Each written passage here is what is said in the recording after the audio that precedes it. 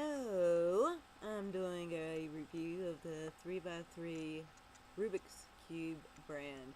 Now this is a brand new one, like brand new, right out of the packaging.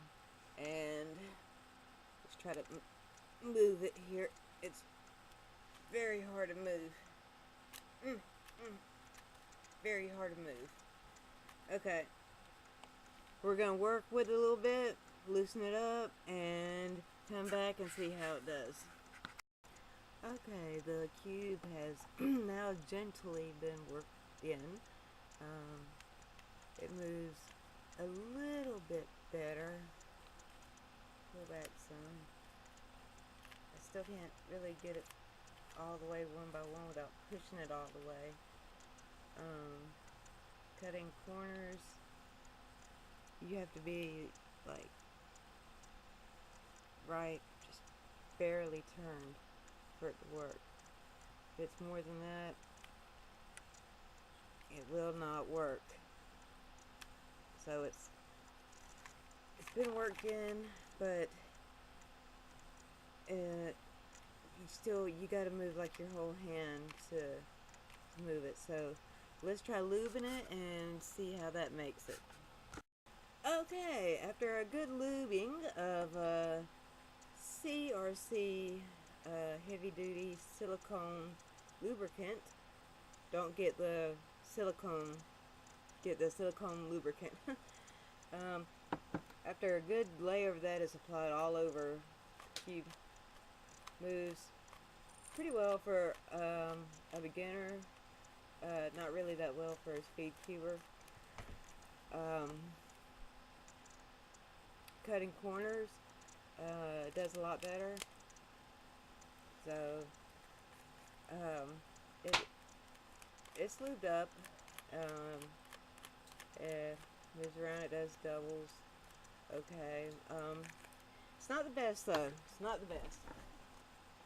It's not meant to die in. Now, if you want to go crazy, this is one of my older cubes, and it's actually the exact same as this one. There's just this one's newer, this one's not. You can probably tell the difference. But if you want to go all crazy, you can use sandpaper, and you'll really have it loosed in. See how loose that moves? Cuts corners good. All that, it's extremely loose, but don't do it too much, otherwise they'll start popping, or they'll start snagging. So this one that's been used with sandpaper,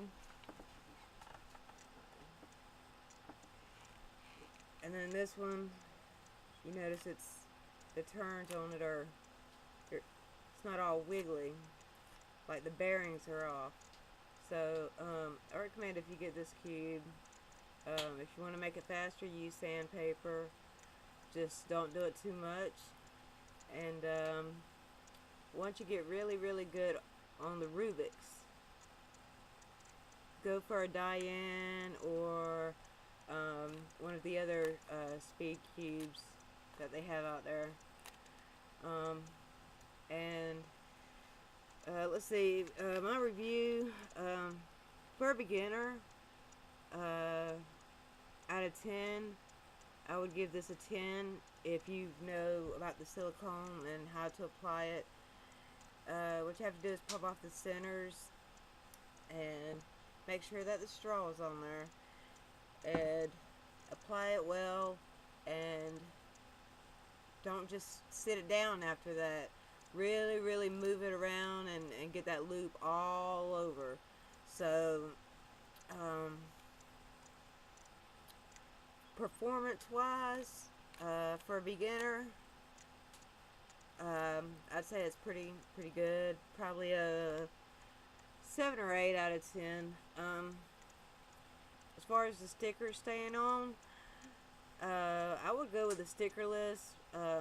If the stickers do come off though, it's easy to fix. Like, you can use paint it, fingernail polish, or more stickers. You know, it's your choice. You can do whatever you want.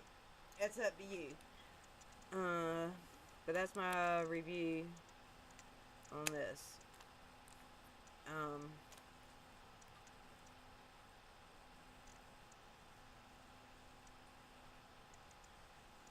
I guess I would say if you're just starting out and you don't know the algorithms,